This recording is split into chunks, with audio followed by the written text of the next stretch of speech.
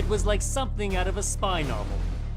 As crowds of travelers wander around Kuala Lumpur airport, a North Korean is murdered in mysterious circumstances. The finger of blame is quickly pointed at the man's younger half-brother, North Korea's leader, Kim Jong-un. The brazen assassination sparks fear among defectors and a fierce diplomatic storm.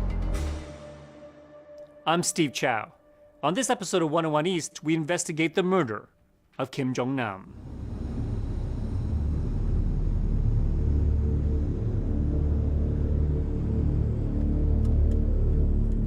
Two women, a Vietnamese and an Indonesian, make their way to Kuala Lumpur's international airport.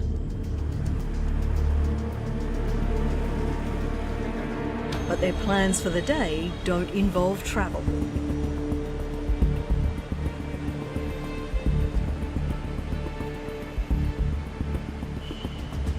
At the terminal, security camera vision obtained by Fuji TV shows a North Korean man arriving and checking the departures board for his flight. As he approaches the check-in counter, he's a dead man walking. The two women pounce, smearing his face with a lethal substance. He desperately seeks the help of security. But it's too late. Within an hour, he's dead. The top stories on Al Jazeera. We begin with breaking news. North Korean leader Kim Jong-un's half-brother has been killed. That's according to South Korean media. CCTV footage. Suspects reportedly assassinated. When I switched on the TV, the world medias, all of a sudden burst into, breaking news, But to me, it was not such a kind of surprise.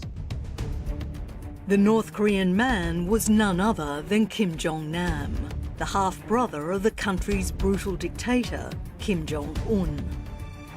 Few know the repressive and closed regime more intimately than North Korea's former deputy ambassador to London. Now under the protection of South Korea's intelligence agency, Tae Yong-ho fled his post less than a year ago, becoming the highest-ranking official to ever defect. When Kim Jong-un, decided to choose to continue the policy line of his grandfather, Kim Il-sung, and his father, Kim Jong-il, he started to purge and execute, the people who actually longed for, change in society. So this kind of development, pushed me further to my, conclusion of defection, yes. And did you fear? He says Kim Jong-nam was high on the leader's hit list.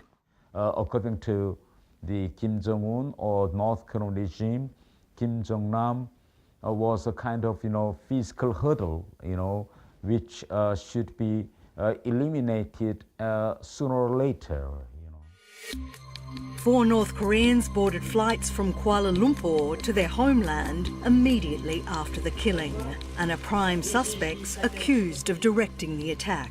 What actually happened was, these two ladies were trained to swipe it over deceased's face. So before that, the 4 suspects put the liquid on their hands. But North Korea staunchly rejects its countrymen are connected to the crime. What are the grounds to see them as suspects? There were so many people who left Malaysia on that day. Why are only our people being suspected? North Korea may continue to deny any involvement in the murder of Kim Jong-nam. But here in South Korea's capital, Seoul, less than 200 kilometres from Pyongyang, his killing's been described as a crime against humanity and an act of terror, with the finger being pointed directly at the North Korean leader, Kim Jong-un. North Korea is a really troublesome country. And as you see in this assassination, they are even, they are supporting the terrorist act as a nation. Even if North Korea have thousands of missiles, if they don't... Uk Young is an advisor to South Korea's Defence Department and keeps a close watch on the country's northern neighbour. Yeah, this is the typical Scud launcher. This is the Scud missile. When the two women ambushed Kim Jong-nam in broad daylight, they were armed with something North Korea is widely believed to have in abundance, a chemical weapon known as VX. VX is the most vicious chemical weapon you can use in the battlefield. If you want to kill somebody, that's the best way to get the job done. If you go to the eyes, it's kind of like 100% kill. They are using two girls. So first one, I put one material, putting its eyes and face, and then another girl with another material to put it, and it reacts and became VX. Uk Young believes each would have been carrying separate chemical substances to avoid being contaminated. So, it's really dangerous for the second girl, but it'll take a little bit of time to become VX. So, if she goes rushing to the toilet and wash it away, maybe that's the way how she survived. The killing itself is really, really genius, but the process after that is kind of like messy. The 28-year-old Vietnamese woman was captured on security cameras leaving the crime scene after washing her hands. Her Laugh Out Loud t-shirt couldn't be missed. Doan Thi Huong grew up in this rice-growing village in North Vietnam, but left a decade ago. Her new life laid bare in photographs posted on her Facebook page, some just days before the murder. A picture of her auditioning for Vietnam Idol suggests she had big dreams. 48 hours after the killing, she headed back to the airport and was arrested. Her accomplice, a 25-year-old Indonesian woman, Siti Aisyah, was detained in a Kuala Lumpur hotel the next day.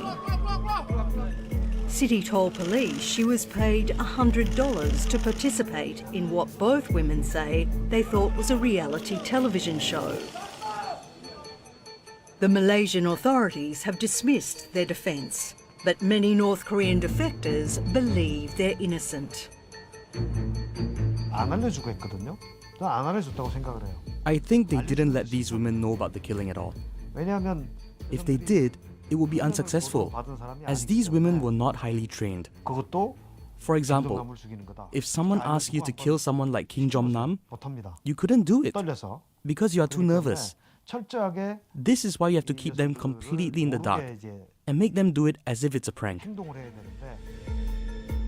Kim Dong-sik is a former North Korean spy who defected to South Korea after he was shot during a mission in Seoul.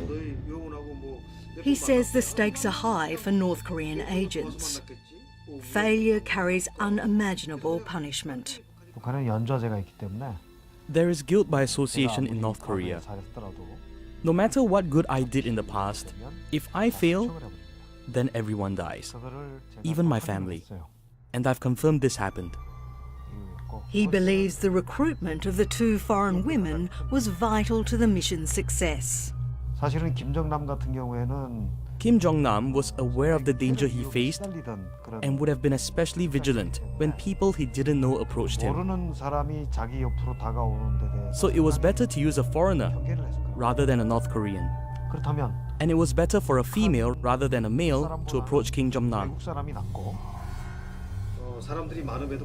Even though there were many people at the airport and it's an open space, as well as a center of world attention, because they bought and used foreign women, it was a non-issue for North Korean agents. That's why this operation was successful. With 15 years' experience as an agent, he says the assassination would have taken months to plan and was ordered from the top. 그 명령할 수 있는 사람은 북한에 한 명밖에 없습니다. 김정은. There is only one person who can give that kind of order, 이 작전이 and that's Kim Jong-un. 임무를 수행할 수 있는 부서는 I think the members of the North Korean Reconnaissance Bureau and the Foreign Intelligence Service led the assassination. 그런 생각을 했습니다. It's very normal in living at the port. And it wasn't the first time Kim Jong-un was known to have targeted his half-brother. There are several times of the assassination plot against Kim Jong-nam, even in China or other countries. According to the National Intelligence Service report, Kim Jong-un already ordered, standing order to murder Kim Jong-nam. That is a 5-year long-standing order. A 30-year veteran of South Korea's National Intelligence Services, Ok Hyun-jun, was deputy chief in charge of foreign operations when he retired. He says Kim Jong-nam even wrote a letter to his half-brother begging to be spared. It's not easy to imagine the brother kill his another brother, That's why Kim Jong-nam appealed to his brother from the perspective of human beings. But Kim Jong-un, I think he interpreted this letter from the angle of a political enemy. So I think this provoked the intention of Kim Jong-un to kill his elder brother Kim Jong-nam as soon as possible. But the big question is, why did Kim Jong-un see his elder brother as a political enemy who needed to be eliminated? Family and politics may hold the answer. North Korean society, it's a very Confucian-influenced society where the people, should obey the instructions of the leader, and children should respect their parents, and little brother, should respect the elder brother. So this is our, long-term the tradition. And, Kim Jong-il, the father of Kim Jong-un, made an official party policy line that the branches of a tree should be cut off to let the main trunk of the tree grow well. In other words, if it is explained in cultural way that the first son of the family should inherit, the family business. And that's what happened in the Kim family in the beginning. Kim Il-sung was the first supreme leader of the Democratic People's Republic of Korea and had 5 sons. The eldest, Kim Jong-il, inherited the leadership. He then had 3 sons. But instead of the eldest becoming his heir, the youngest did. It is Kim Jong-un who should be, eliminated because he is actually the branch of the tree rather than the main trunk. Kim Jong-nam was a kind of, great psychological burden for Kim Jong-un to legitimize his leadership as the only successor to his father. And it seems the leader's legitimacy crisis extends beyond his lowly position on the family tree. His half-brother, once again a major burden. Both are illegitimate sons of Kim Jong-il, and both were hidden from the North Korean people as they grew up.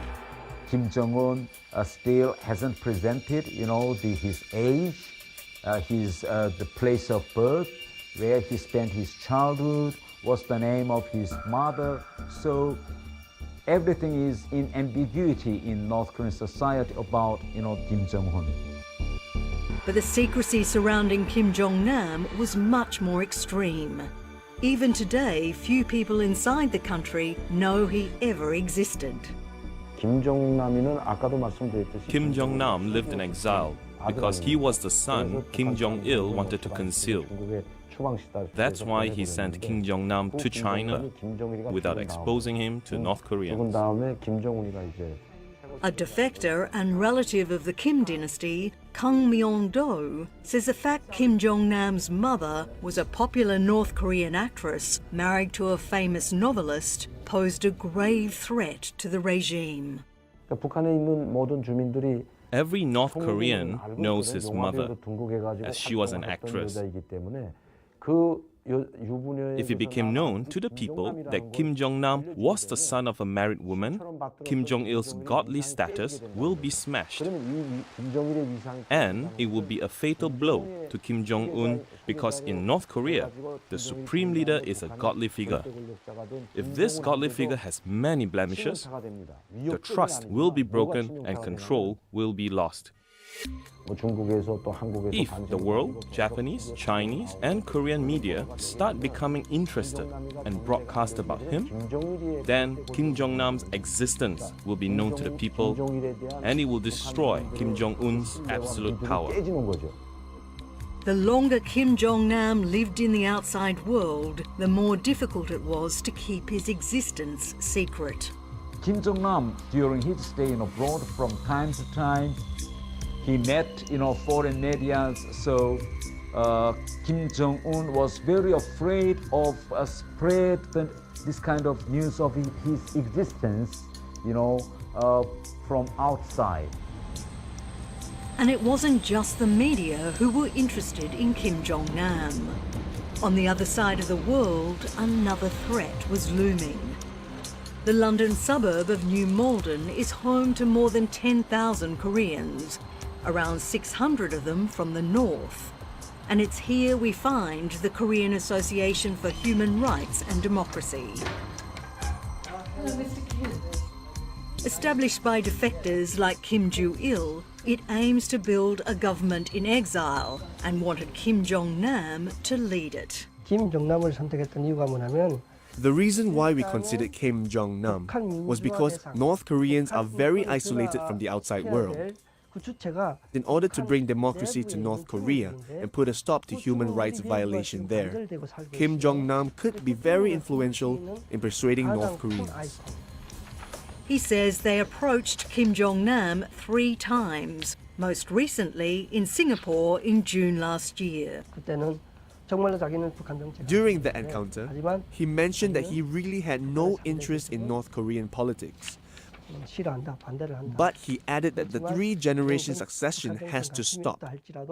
And although he has no interest at all in North Korea's politics, he ardently feels that North Korea needs a revolution.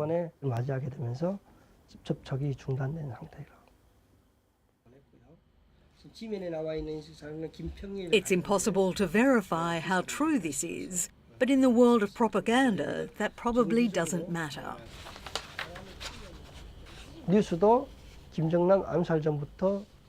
Kim Jong-un might have heard about our government in exile.